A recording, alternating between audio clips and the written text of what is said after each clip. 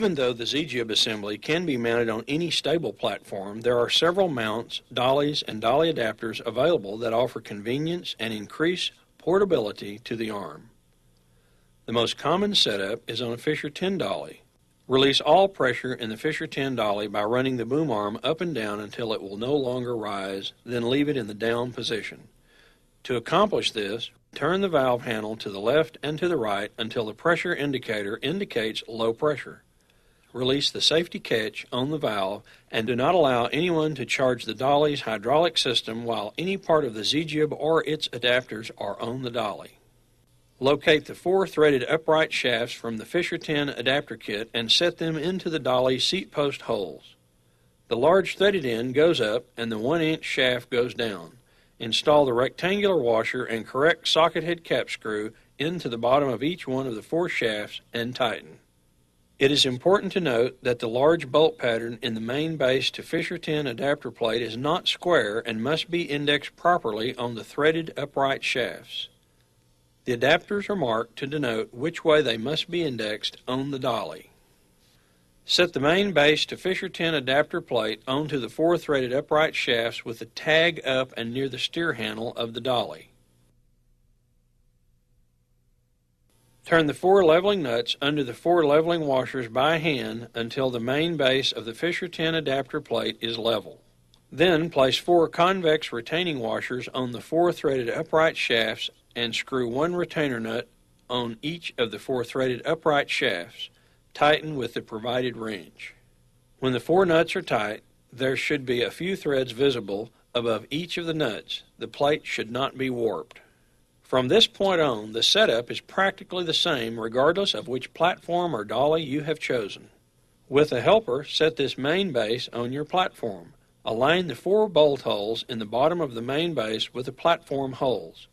Put a grade 8 bolt and washer on one side and a grade 8 washer and nut on the other. Then tighten with the proper wrenches. The tensioner in the main base should be loosened or left loose at this time. This diagram illustrates the 3 sections of the Z-Jib. The main arm is the largest section. It rests on the swivel yoke base. The secondary arm is the second largest arm. It holds the camera package on one end. The weight arm is the smallest arm. It holds the weights that counterbalance the camera package. Open the main arm case number 1. There is a main shaft located 1/3 of the way back of the main arm. This shaft has a sprocket near the middle, between the main arm panels. Locate the chain wrapped around the sprocket that goes toward a pivot near the front of the main arm. That chain has 2 special couplers attached to it by standard master links. Those special couplers will have red tape wrapped around them. The red tape couplers should be approximately one over the other. The main shaft has 2 mounting stub shafts attached on each end. The left stub shaft's mounting area is round. The right stub shaft's mounting area is round on top, but V-shaped on the bottom. The 2 stub shaft shapes match the shapes in the main base yoke saddles. If the red tape couplers are not one over the other, turn the main shaft until they are. You may have to lift the main arm slightly out of the case and release the tensioner on the round stub shaft end to turn the main shaft. When the red taped couplers are one over the other, the pointed stub shaft will be pointed down. A stowage pin will either be halfway or all the way through the main arm assembly. It is important that the retainer clip be in the stowage pin before you lift the main arm assembly out of its shipping case. Rotate the main base so that it is easy to approach when you lift the main arm assembly out of the shipping case. Tighten the main swivel base tensioner. Depress the button in the pit pin and slide it out of the top cap assembly. Open the top caps and notice the round saddle for the round stub shaft and the V-notch saddle for the pointed stub shaft. With your helper, set the main arm assembly into the saddles. Set the heavy end on something padded or protected. Then close the top caps. Press the button on the pit pin, slide it through the top cap assembly, then tighten the snubber knob on top. Do that on both sides. The Z-Jib is a 2-to-1 ratio, so it needs some weight on it just to internally balance. There is a shaft on the left rear of the main arm for this. Remove the knob and place the proper amount of weight on that shaft. A yellow or white tag on the arm will designate the correct amount of weight for that model of Z-Jib. The weight seldom changes except for unusual circumstances. The first 3 Z-Jibs had this weight built in, so it was heavier to lift the arm into the yoke and base assembly and much heavier to ship. On the opposite side of the arm, there is a multi-function device. The small knob retains the large secondary arm tensioner knob, and when removed, they expose another shaft for internal weight. Weight that is added to this shaft or the shaft on the other side affects the tuning or characteristic of the entire assembly. Tuning is covered later in the training workshop. Now loosen that tensioner knob and the main arm tensioner knob as well. Go to the front end of the arm and remove the clip from the stowage pin. Remove the stowage pin and open the arm. Be careful where you put your hands on the secondary arm when you open it. Now place the secondary arm on the floor or padded box. Go to the rear of the arm and tighten the secondary arm tensioner by turning it clockwise. Then go to the main shaft and tighten the main shaft tensioner. Install the main weight bar by pulling the retainer pin located on the small end of the weight arm. The retainer pin drops into the groove of the weight bar. When using the Weaver-Stedman 2 or 3-axis head, we suggest the use of our special leveling adapter. We also strongly suggest you study Weaver-Stedman's new manual or see our section, Weaver-Stedman Setup and Adjustment. When using other pan and tilt heads or remote heads, use our universal Mitchell-style adapter. It shares the same caps as our Weaver-Stedman adapter.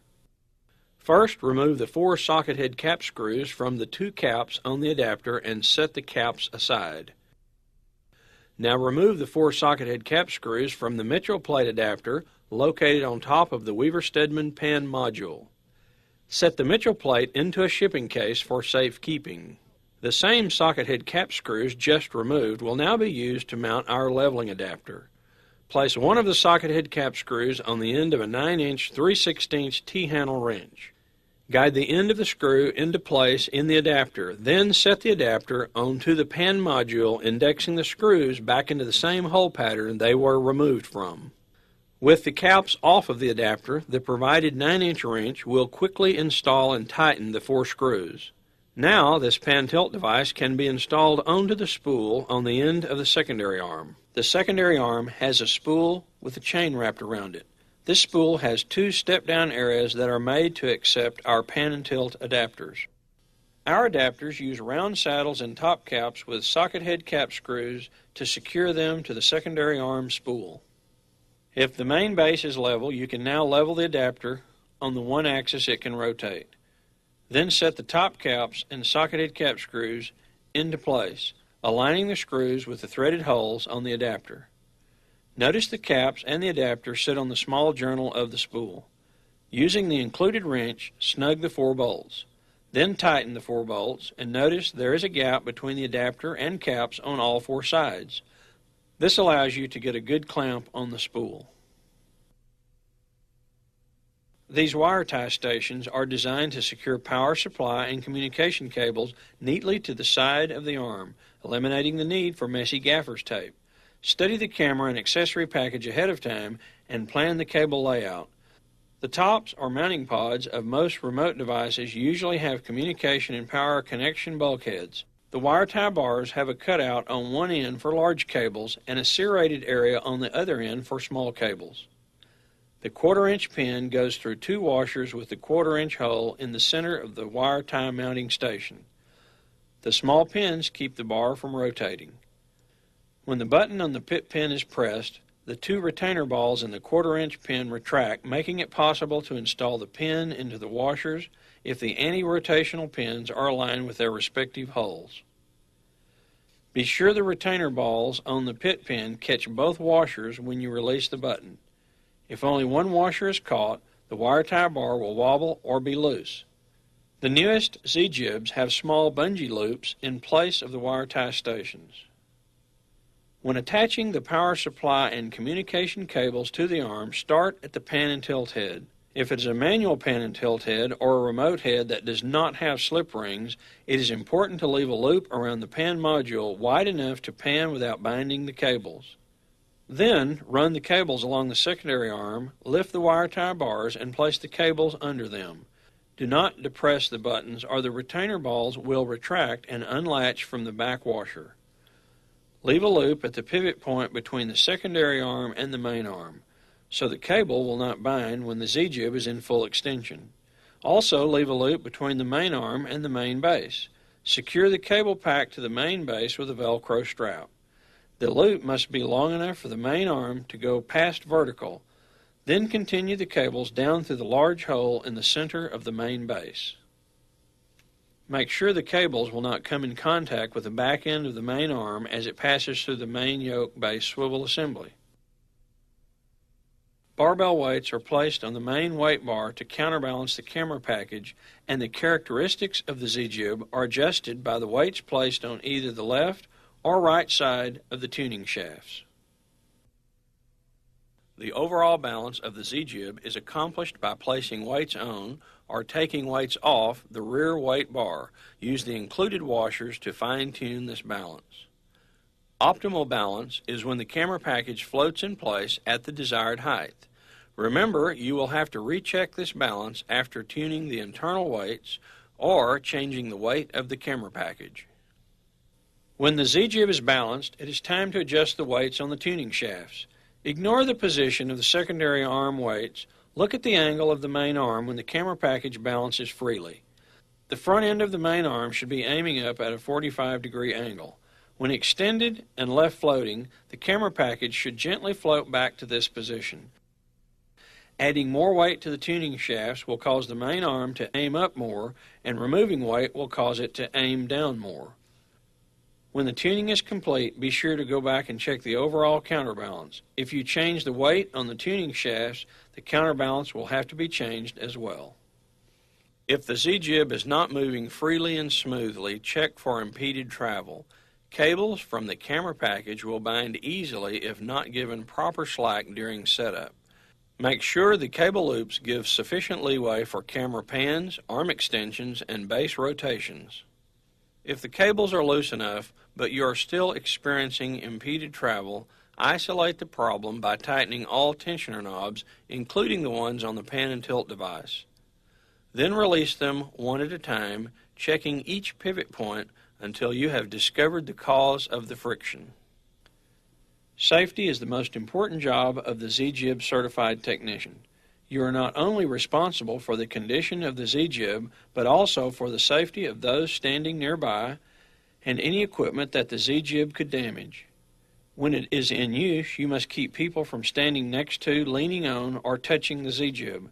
Its joints and chains can cut fingers off. The swinging weight bar can seriously injure people and equipment. Electricity is a constant aspect of most sets and can become deadly when it comes in contact with the Z-Jib. Be sure to leave the main yoke base free from cargo.